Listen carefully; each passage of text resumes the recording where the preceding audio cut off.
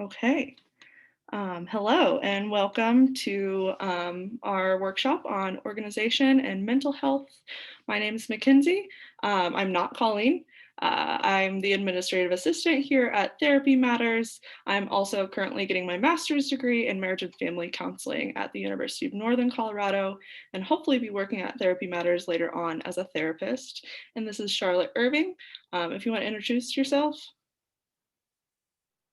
Yeah, hi, I'm Charlotte. I'm a counselor at Therapy Matters. I graduated from Naropa University, so my specialty is mindfulness-based counseling. And yeah, I'm excited to dive into this topic because I think it's pretty relatable, especially during a pandemic when motivation can feel sparse.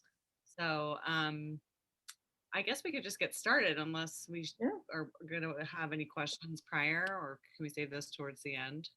I haven't really gotten anything so far, so yeah, we're good. Okay. Um, sure. Okay. Especially now that we're like kind of stuck in with our own clutter right now with the pandemic.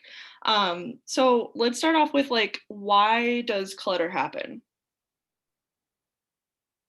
Yeah, so I want to, before we even dive into why, I first of all want to normalize clutter, right? Like it happens. We all have experienced clutter or feeling disorganized at one point or another, and it can elicit different emotions for different people. And then we add in a whole different layer if we have, family members, kids, roommates, etc., who have just what I call spacing and pacing differently. Um, and uh, Not to mention that I said this before, but we're all sort of in this global pandemic, right? Where it's normal to feel unmotivated or have harder emotions in isolation or just feeling scattered, right? Like we're not really getting in our cars and having a regular routine. We've all sort of been forced to stay put, and this can look really different for everybody in every household. Um, and with that being said, to answer your question, Mackenzie, I think there is something significant about addressing the emotional and mental clutter. And it's, the underlying cause of why this shows up in our lives.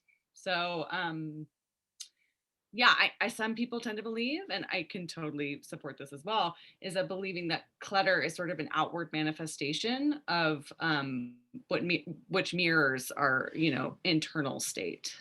Mhm. Right? Like I know that when my room is messy, it's probably because something is going on for me. And my room is clean, I feel really on top of my stuff. It's a very, I think feng shui, a lot of the principles in feng shui have to deal with that too. Yeah, absolutely. Um, so I guess one thing I wanted to discuss today was just like how do we reclaim our power, right? Like if we are in a place where everything is feeling cluttered and messy, and not to mention the addendum of that of being unmotivated to reduce clutter or to make a change, like how do we reclaim our power within that? How do we move through that? What does that look like, right? And so something I wanted to discuss today was what I call embracing the power of sacred discipline. And so before I even talk about discipline as sort of a sacred practice, I want to just name the fact that discipline as a word can sort of have a bad rap, right? It's often affiliated with control and judgment and rules and can kind of make our skin peel depending on what type of personality we have. Sometimes a lot of structure can feel overwhelming, especially now. But as I did a little bit more research, it turns out that the root word of discipline is actually disciple. So with that, I was thinking of, offering sort of a different perspective, right? So and disciple meaning sort of the student learning, understanding a concept and sort of following a particular path. Um, and really just being open to discovery, right? So just knowing, allowing, rather than using discipline as sort of a confining term, allowing it to be sort of a place for curiosity and expansion. um so yeah, like a something to embrace, at least in this context. Um so with that said, I think that there's some tools in which we can use to create more time in our day or more time in our life that don't have to look as confining as, oh my gosh, I have to go through my closet, or I have to clean a bunch of dishes or fold a bunch of laundry, and so much of a juggle. Um, and the biggest thing I was going to start with is just reminding yourself to be present, right? Like sometimes when we look at a chore, it doesn't feel like something we're achieving in a present moment. It looks like something on the horizon that's sort of like a mountain to climb. Mhm. So, and did you want to chime in at any point? By the way, I don't want to take up No, too much of the floor. you're going for it. Do it. Okay, yeah. So one of the ways in which we can just remember to be present, that's so simple without having to analyze our situation more than we already are, is just to remember to breathe, right? So this action alone, even if we just, and there's plenty of apps, by the way, on your phone that can sort of remind you throughout the day to just breathe. Um, it will actually stimulate the parasympathetic nervous system. So it allows the mind to stay calm, and it also allows your body to sort of stay out of the fight or flight response, at least in the face of clutter or chores or whatever is going to feel like an immense amount of overwhelm, right? So yeah, using breath and body and awareness to kind of just be here rather than being in the story of what's ahead or in the anxiety of what lies ahead. And then in addition to that is sort of bringing the mindfulness component. So being the witness to what it is you are doing and being present while doing it.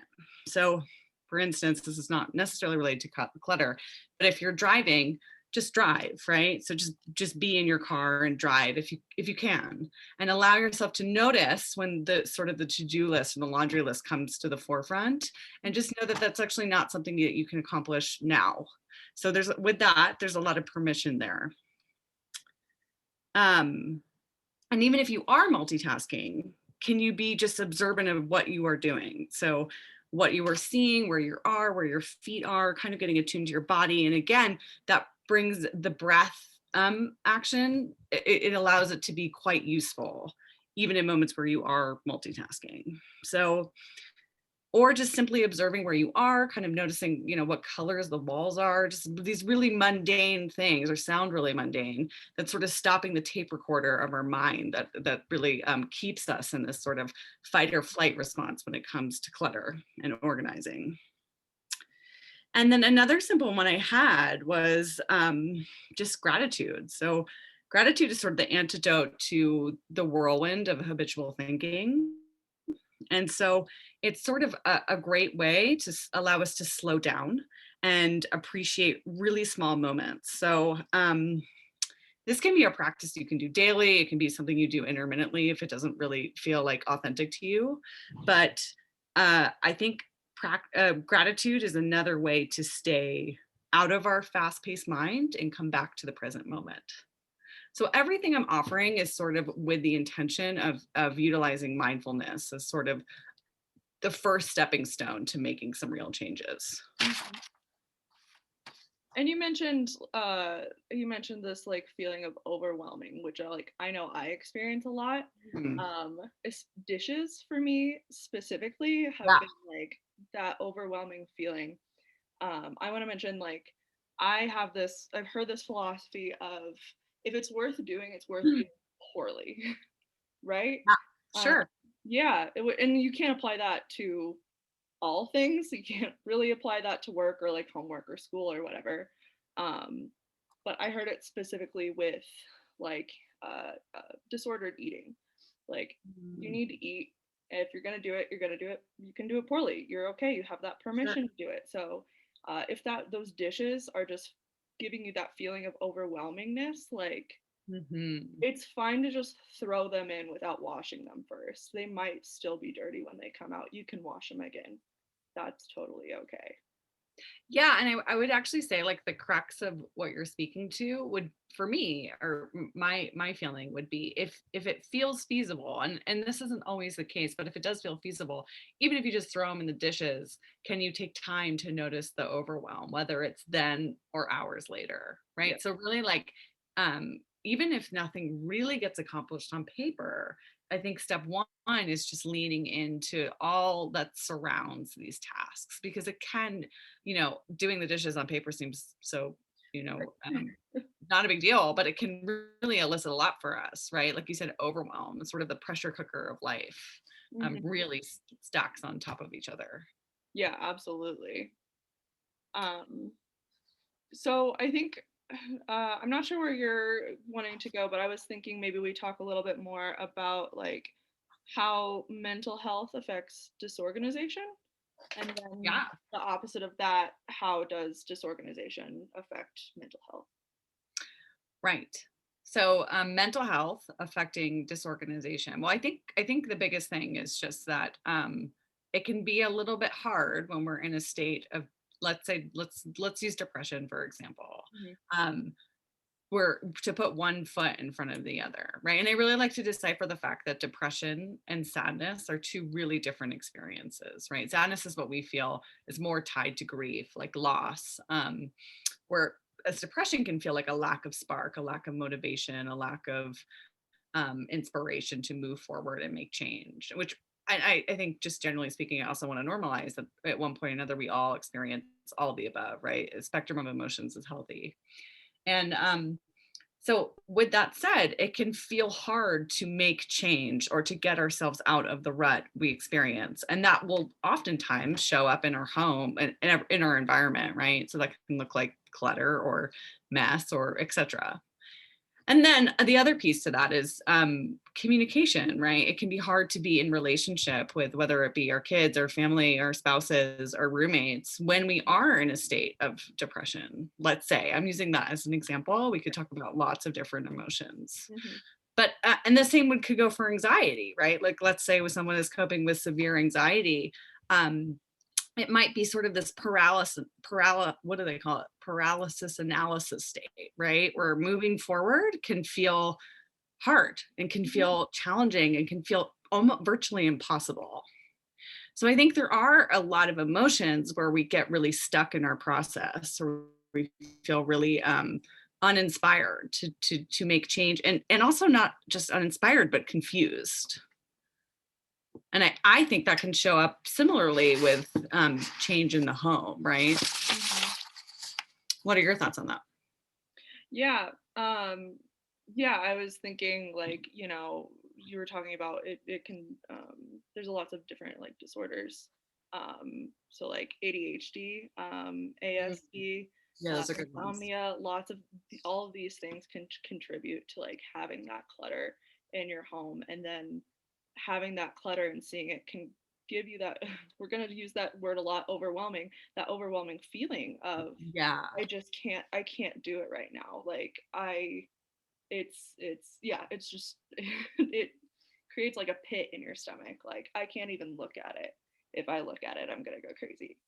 right. And then avoidance tendencies come in, Hmm. etc. Yeah, and then it just makes you're just piling it on more and more. Yeah. Yeah, ADD is a really good one, or ADHD. Hmm. Just feeling like sustained focus in what you're doing can feel like a massive challenge, and a lot of people can relate to that. Yeah, yeah. And then I guess I kind of touched on it a little bit, disorganization affecting mental health. Yeah, totally. I mean, um, I can share some of my personal experiences with that, unless you had But anything in mind. yeah. Mm-mm. I just think that, sometimes when we're in an environment where it feels like, for example, behind me, I have a lot of furniture around me because one of my bathrooms is being redone, but I feel so confined in here. And so there's Hmm. really that, like, kind of that feng shui piece that I think you brought in Yeah. of feeling kind of enclosed, and talk about COVID, right? Like, talk about this Yeah. pandemic. We're really enclosed in our spaces. We're not kind of getting in our car and walking out our front door. And this enclosure can really affect us. Yeah. So I think with that, and I can speak to some of this too of tips, which I was going to go through today, Mhm. but like, what does it mean to like, what does a joyful space look like to you? And I mean authentically you, and I'm just speaking to everybody on this Zoom chat, but like finding what feels authentically joyful, right? Like sometimes buying a candle that has like, some sort of aromatherapy to it might be a form of self-care. Yeah, absolutely. I know like my own personal therapist was like, buy yourself a heated blanket. Yeah. Like that's what you need to do. Like if you need, I know it's clutter. I know it's like one less thing that you want to get for yourself, but just do it. I know at the beginning of the pandemic, I went through a huge purge of all the stuff that I didn't want because I'm stuck inside and I'm just looking at it, realizing that I don't need it anymore. I don't use it. It's been sitting there for X amount of time. Like yeah, it's just, it was too much. And I think, I'm curious how that made you feel, getting rid of everything, like that purge that you discussed. yeah, I mean, you have more space. Like having that space feel like, and you don't want to, the goal is to not fill it back up. For me anyway, the goal is to not fill it back up. And so having that room to just like make it look the way you want it to look, just it does give you a sense of joy and a fulfillment. Totally. And I Yeah. and I think there's something powerful and potent about letting go, even to make room for something new. And that doesn't necessarily Mhm. have to mean an object, but just making room for space, right? I mean, Right. that's receiving something in its own. Yeah. Yeah. Absolutely.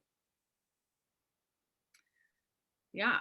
Um, So I actually just did a big purge as well because I have a baby on the way, and my husband loves to hang on to stuff. He's sort of a hoarder, Yeah. and so as we were kind of going through all these old things of his that are, he's had forever, um, it, some sadness came up, right? Mhm. And so we kind of dove into that a little bit and discussing, sadness as an emotion and how it's related to some of these things that he feels a strong attachment to, and we discussed, I kind of encouraged him to embrace the sadness, right? As a way of letting go to make room for something new. And by the end, he was just throwing out my stuff. I was like, wait, hang on, that's important. Don't throw that out. Right. So once he got into that momentum of like, there was a sense of freedom that came online that wasn't really there before. So I love the concept of letting go. Mhm. Yeah, and, so same thing happened to me. My partner, uh, didn't wanna let things go, which is fine, but a lot of what he was saying is, "What if I need it? What if we need it?" Mhm. And it's a matter of, like, well, will you actually need it? Is that something that you Yeah. haven't used that in 6 months? Are you going to use it 6 Yeah. months from now, a year from now? So prioritizing things maybe is what I'm getting at. Just Yeah, and also just noticing the fear of letting go, right? There's something yeah, sort of vulnerable about letting go of something that you might use in 6 months, even if you haven't used it in 2 years. yeah, So there's a lot of layers that arise as we're sort of decluttering that don't necessarily align with what we're doing on surface level. yeah, absolutely. Yeah. Um, yeah. I thought I So had a little thought with that, but I did not. Um, so I have some tips and tools, Yeah, and by the way, if anybody on this call has any questions, you're free to kind of do it in the chat or yeah. um, before I get started, because we kind of just sort of talked about these overarching themes when it comes to clutter and making room in your life and mental health and how one affects the other, etc. Mhm. But if you are on this call because you are in a place of clutter and it feels hard to move through, or um, you're not really sure where to start, I do have sort of a list of ways in which you can move through this. So the first one being, and this sort of goes to like, this is sort of the tandem of what I refer to as the sacred power of discipline, is getting rid of perfection, right? So oftentimes we'll sort of look at these mountains like folding laundry or cleaning your closet as a need for perfection. And that's actually the opposite of what the opposite of where we want to operate from, right? So organizing is not necessarily about perfection. So it actually kind of does the opposite, right? If we're operating from a place of perfection, we're not really authentically attuning to our environment, ourselves, our emotion, being present, or any of the above, right? We're sort of living in this ego structure. Um, So I think just one, let go of the idea of being perfect. If you're only going to do one thing, like Mackenzie was saying, of just throwing your dishes in the dishwasher without washing them, that's perfect in itself, right? That's the best you can do that day. That's great. So and just having that be sort of like a working relationship with yourself, and that's, you know, we could talk about the ego this entire session, but making amends with the inner critic, the ego, the part of ourselves that is really hard on us, is sort of a continual practice. Mm-hmm. Yeah. So, and then the other thing I was going to talk about is breaking things down into what's actually tangible, right? So, if something feels like, if you need to clean out your whole garage and you have a huge garage, do it in steps, right? Take a look at the space and think about, okay, well, what's one thing I can do? How can I break this up? So, this can eliminate overwhelm, like we've talked about, and sort of and bring in a little bit more permission. So, like, what's the priority here? What's the priority of the space? What feels, and this could just be sort of like a checking in question of like, where do you feel most drawn to declutter? And that really just brings your own inner power online, rather than feeling sort of succumb to the overwhelm of the situation, if that makes sense. Yeah, yeah, it makes sense. Yeah. So if you can perhaps donate, spending like 10 to 15 minutes per day, if you're feeling like, the clutter might not be specific to your garage, it might just be your overall home and the way in which your household runs. Can you just donate 15 minutes of your time to some type of organization, right? Whether that means throwing dishes in the dishwasher without washing them, but try and be present while doing so, right? Try and just be aware of your body, your environment, your breath, etc. Yeah. I've also heard of the 2-minute rule. Like, just Yeah, treat let's go with that. yourself, do something for 2 minutes. A lot of the time, it will lead to even longer because you start a task, it's like, well, I'm not done with it. And so you continue to do it. I If love, like 10 minutes or 15 minutes feels like too much. yeah, it's like the 2 minutes elicits sort of permission to do anything you want, right? Yeah. It gets sort of that, like, that pressure cooker eliminates in itself. I like Yeah. that. So then the other thing, once you move sort of through these first steps or found your own rhythm and to declutter, whatever that might look like, then we can start to sort of enjoy the perception of letting go of items that no longer serve you, right? So I gave an example of my husband who just loves to hang on to everything. And, you know, that can even look like hoarding in certain situations. I mean, I was kind of joking about him as a hoarder, but yeah, Mhm. sort of the same concept, right? Of just not being able to let go. Mhm. And so that really brings in another layer of letting go to make room for something else. And that's actually always how I define sadness as an emotion. So really checking out, like, okay, well, what are we wanting to bring in, right? Like asking yourself sort of these bigger questions of, what does it mean to hang on to this object versus what does it mean to make space in my home? Yeah. And really kind of allowing yourself to ask sort of these bigger question of where your values lie and why. Why do you want more space? Why do you want to declutter? Or why do you want to hang on to this thing? So really, like, kind of getting in your mindfulness space around it. I know that who was that one we were talking about yesterday? Marie The Kondo. Yeah, Yeah. yeah, about, like, objects that bring you joy, right? That's such a succinct way of getting rid of things. And a lot of the times our objects don't really bring us joy. We just hang on to them because in a fear-based fashion. Yeah. So again, that's more of that tuning in rather than tuning out. Another practical strategy is just removing distractions around you, right? So if you've got kids running around, or you've got roommates, or you've got, your husband driving you crazy, whatever, try and set aside a time where you feel like you're going to dedicate getting organized. And maybe sometimes, I know this is hard with COVID, but maybe sometimes it looks like calling a friend over, right? And doing it and making it sort of like an event. Like, I'll give you an example. I think I said this already on the call, but I'm getting ready to have a baby in about a month from now.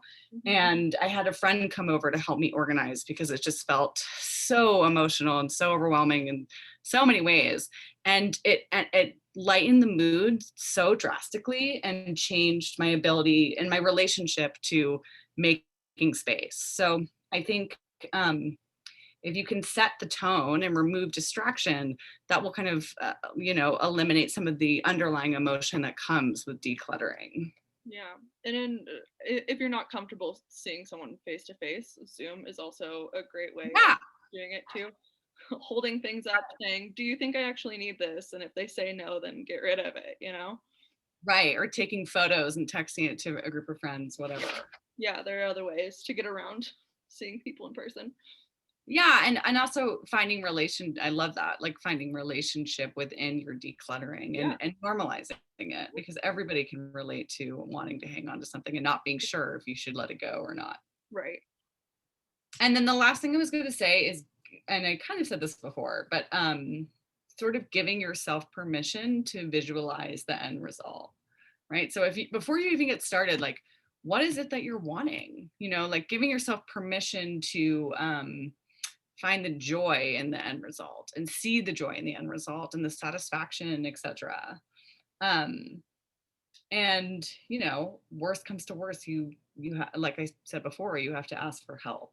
Yeah. But I think having sort of like that intention or that sort of like almost like a mental vision board can be really satisfying and sort of almost like even elicit a dopamine response.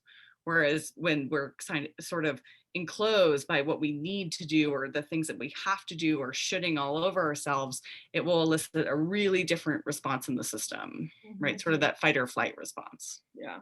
Yeah. So do you have any thoughts on that? Um, yeah, so this is kind of going back a little bit, but you were talking about Yeah. perfectionism. Um, and I think I see a lot of like if you're following, I follow like organization, um, Instagrams and like YouTubes and stuff like that.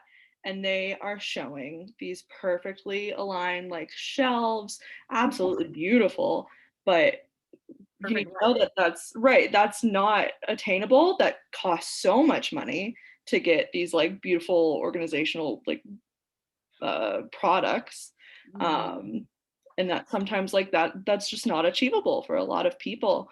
Um, and Yeah. I think it's hard for a lot of people. Like they want that, but it's you kind of have to sit with that imperfection sometimes. Um, Yeah, and that's such a theme in our culture, right? With modern day media and comparison. And I think there's a quote that says comparison is the thief of joy, which I can absolutely relate to, right? And we sort yeah, of get wrapped up in, oh God, like my house looks this way when I want it to look this way. right. And in reality, you have every right to want it to look X, Y, and Z. But Hmm. when we get to a place of comparison, again, that's when the ego is sort of running the show. Right. Yeah. Yeah. Um, And so, yeah, I guess there are a lot of studies too, and we sort of already touched on this, but um, just that when we do get into a place where we can get organized, no matter, and that can take a lot of moving through pieces, but we actually do feel our mental health does improve. There's like been a ton of research about that. We can kind of feel like security within our environment and as then within ourselves. Yeah. Um, I had a thought about that and it just went away immediately. Oh, it's okay. It's late in the day. So um, yeah. Um, does anyone have any questions? Because I would love to. I'm wondering if anybody here has anything specific they're dealing with, and because that could be, an interpersonal relationship. Because we touched on a lot of things, but it's a little different when you're saying like you're dealing with a roommate or you're dealing with a big emotion that's is preventing you from moving forward, etc. yeah. Yeah, I know. Oh, we're not allowed to show faces on this, correct? Not right. No. Oh, I apologize. I just want to.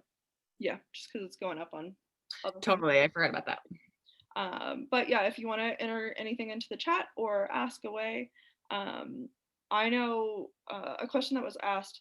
We follow Unclutter Co. on Instagram. They're based in Boulder. I think her name's Anna. She helps with decluttering and organization. Oh, cool. And someone asked her about how do you organize when your partner's not into it or when Mhm. your roommate's not into it.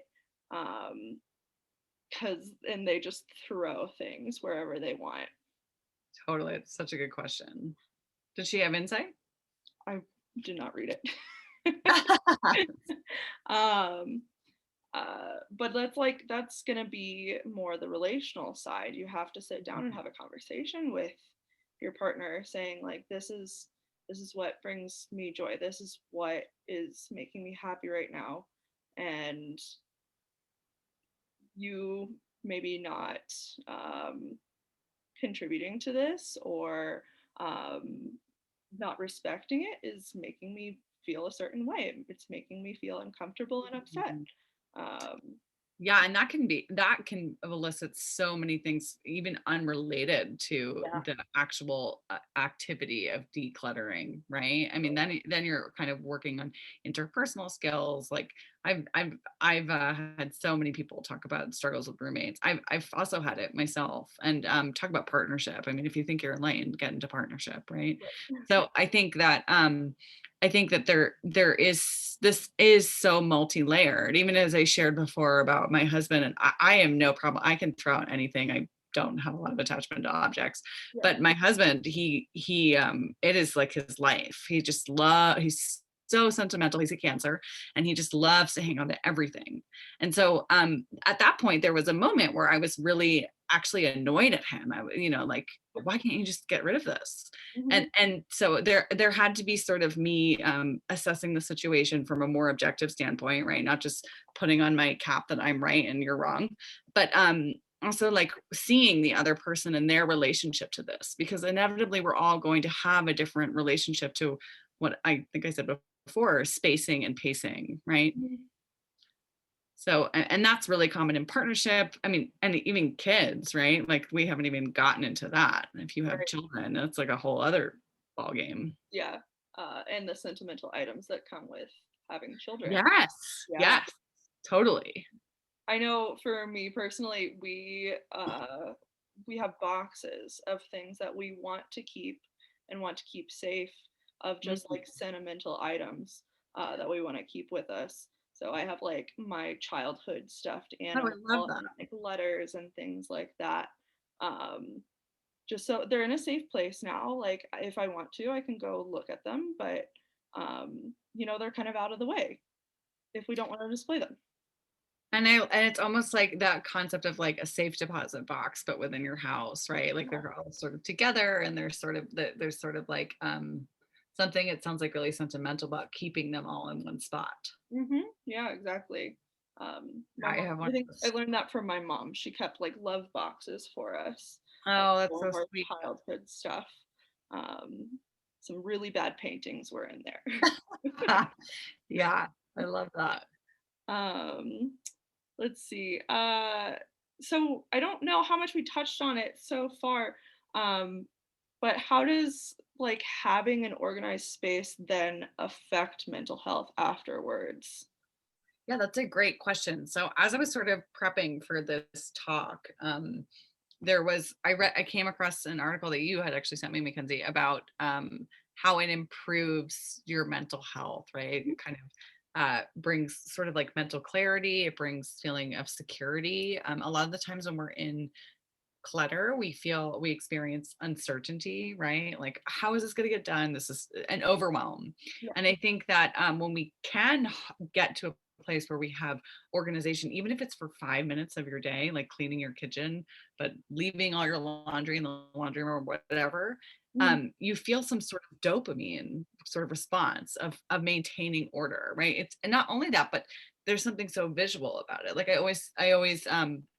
I don't really like to cook, but I love to clean. And I think part of the reason why I love to clean is I love to receive sort of the instant gratification of seeing a space Mhm. and knowing that, okay, this is my life might be a little bit chaotic over here, but this is taken care of. Yeah. So I think that can translate in lots of different ways. Yeah. if you're ever overwhelmed by the baby, feel free to come over and clean for us. I would love it. Just get away I love for a little I love bit. to That Um, reminds me of, like, if you've ever seen Friends, Mo I can totally relate to Monica's character Monica? when she's cleaning, to self-soothe. I can totally, and, that's not everybody, but, even if that isn't how you what you normally gravitate towards, there is some type of reward stimulus in the brain for Mhm. having organization. And not only that, but it becomes easier to just operate in, right? If you know where something is, there is excuse me, that headache of trying to sort it out and get through it, like pulling teeth. Yeah.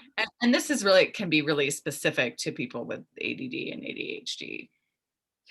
Yeah. Yeah, I was gonna bring up, so everyone's kind of gained a little bit of quarantine weight. It's totally Mhm. normal. We're going through a traumatic situation. I've had to purge a lot of things in my closet. And at first, I was feeling sad because I was having to do it, but once you get rid of those clothes that, like, maybe you'll put on accidentally, and you're like, "Oh, this is too tight on me. I feel uncomfortable. I feel sad about it." Um, Once that's no longer an option in your closet, like, that's such a relief. Like, everything in my closet fits me right now, and that feels good. Yeah. Yeah, and I think what you're speaking to is just permission, right? Mhm. Sometimes having clothes that don't fit us remind us of kind of stimulate this idea that we should fit into this or we're not Right. ideal right now. And Yeah. and that's a great example of just get rid of it, right? Again, this serving you? And the answer, at least in that example, is probably no. Mm-mm. Yeah, exactly. Like, it's just hanging in your closet, taking up space. Like, fill it with something that makes you happy and makes you feel good. Yes, and brings you joy, like Yeah. Fernando would say. Yeah. So I think our last one, we're at 6:42. Um, do we have, so what are some resources like that people can access? Um, Yeah, well, that's a good question. There were a lot of articles you sent out, and yeah. I'm kind of not totally attuned to like the social media Yeah. um, world around this, but I just even as I was preparing for this, I discovered that there are literal like clutter coaches and hoarding coaches, and Yeah. I know there's therapists that specialize in hoarding, but there's also for people who don't fall into like the hoarding category can find like just some basic coaching around whatever time in their life where they can't sort of harness Mhm. the ability to declutter or feel organization. Yeah. So yeah, I'm wondering, you might know more than me about like just people to follow or blogs to follow or sort of inspirations that are readily available to all. Yeah, so I mentioned Unclutter Co. So like Co like Colorado or company. Yeah. She's in Boulder, but she does travel. I think she'll travel through the Denver area. And Uh, she's like, does she like come to your house? Like, how does that work actually? yeah, so I believe she's, from what I understand, I haven't communicated like directly with her. You like pay per space. And I think that's pretty common with most like organizers, paying per space. So if you want your pantry done, like she'll specifically come and do your pantry. I've seen her do like mansion like kitchens. Wow. Um, Very like pleasing to watch Yeah, her. I Um, bet. yeah, and then we mentioned Marie Kondo is another like inspiration from Netflix. Also, the Mhm. home edit. They focus a little less on getting rid of things than Marie Kondo does, because that's kind of her focus is The like home edit does. yes. Uh, Marie Kondo is more like finding joy in the things that you have and getting rid of things that you don't want. The home edit is Mhm. more about finding space for the things you want to keep in your life, Got it. and organizing that in like kind of an aesthetically pleasing way, in a way that you will see them.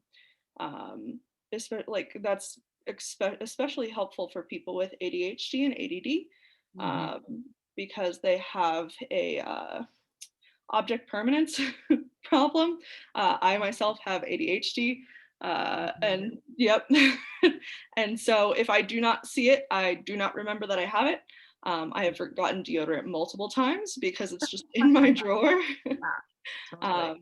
So yeah, displaying things in a way that you can see it. And even as you're saying that, I'm thinking like that can be joyful, right? Like there Yeah, can be that can be a fun activity. Like if you need help, by all means, get help. But if you don't right. have the financial means to get help or etc., getting it sounds like some of these inspirations, like Marie Kondo and other people you named, like are just ways to look at this as sort of a chore versus a desire or something Yeah. you want to bring into your life. Right. Yeah, sometimes like if I'm having a bad day or I'm feeling overwhelmed, I will like focus on like underneath the sink. I'm like, I'm gonna do something with this because it's driving like I can't Yeah, look at it. right. So There's so much sometimes that is gratification in it's a form of self-care. totally. Um, for sure. Uh, and then if you're also wanting to dive in more towards the mental health aspect of it, Therapy Matters is taking some new clients. Charlotte obviously won't be taking clients until she's back from maternity leave. Yeah. Um, but we do have, I think, two more clients that are available to take clients right now.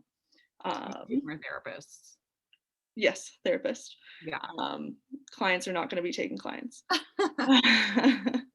And I don't have any special resources for people wanting to like talk about or wanting to like see someone for the like decluttering, like borderline hoarding. Mm. Unfortunately, I don't have any resources for that. And Um, I think if people wanted to, like, felt like they needed a specific resource, that's probably something I would be happy to do a little yeah, research and absolutely. provide. But I think just I think like step one to sort of what you're saying is just getting like attuned to Mhm. emotions around this because inevitably, even though this seems like, so tangible, like okay, just put things away or whatever, oftentimes there is a deeper emotion here, right? Like we talked a little bit of depression, anxiety, ADD, not that ADD is emotion, but Right. disorganization, like that can be rooted in something bigger. So even if that's sort of something you walk away with today, or the only thing you walk away with today is sort of feeling permission to witness what it is you are feeling, that in itself is progress in my mind. Yeah, absolutely. Just like sit with those emotions maybe a little Yeah, bit. Yeah. absolutely. Yeah. Um, let's see. I don't think I have anything else. Um, Unless you want to talk more about something. I don't really have anything else. I think this is I just think this is a can be a really complex topic, and Yeah. I enjoyed talking about it today and sort of doing my own deep dive around it. Yeah, absolutely. Yeah, I've enjoyed it. I sent you a bunch of articles. If anyone's interested in getting some of those articles, you could always email us, therapymattersllc@gmail.com. Um, Otherwise, if like people have questions, feel free to ask or want to stay after to ask like one-on-one. We're here until I think 7 o'clock officially. But otherwise, I think we're going to end it here. Great. Yeah. All right. So I'm going to stop the recording.